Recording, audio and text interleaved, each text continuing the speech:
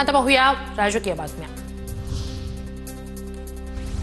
ज्या जमिनीवर पिकं उभी आहेत त्याचे आपण पंचनामे करतो, ढेकळांचे पंचनामे करणार का? या वक्तव्यानंतर कोकाटेंकडून स्पष्टीकरण, तर शेतकऱ्यांना नुकसान भरपाई देणार कोकाटेंची माहिती।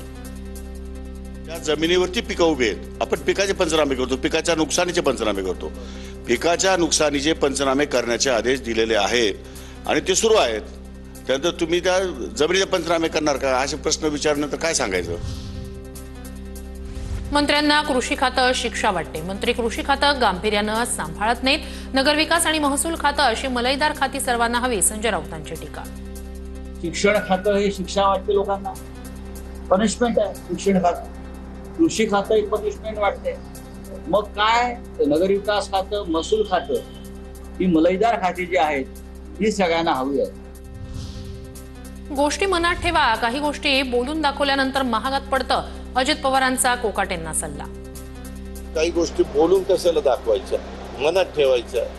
त्यांना अजून सवय नाही मनात ठेवायची, त्याच्यामुळे असलं होतं। महागात पडतं दादा हे, फार महाग आहे, तर मला जास्त महागात सांगितलं।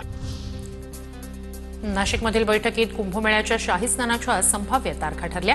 31 ऑक्टोबर 2026 ते 24 जुलै 2028 पर्यंत कुंभमेळा सुरू राहणार। सिंहस्थ कुंभमेळा जास्त काळ चालणार, अमृत स्नानाच्या तारखा ठरल्या। नाशिकमधील कुंभमेळा नियोजन बैठकीनंतर फडणवीसांची माहिती। भाजपनं आता वन नेशन वन हजबंड सुरू केलंय का? घरोघरी जाऊन सिंदूर वाटतायत, संजय राऊतांचा भाजपवर जोरदार निशाणा। घर घर में सिंदूर लेके जा रहे थे, ये क्या वन हस्बैंड वन सिंदूर का नया प्रोग्राम लगाया क्या? सिंदूर अपना हस्बैंड देता है अपने पत्नी को। माझ्या वक्तव्याचा विपर्यास करण्यात आला, मराठीबद्दल माझ्या मनात कायम आदर आहे आणि राहील।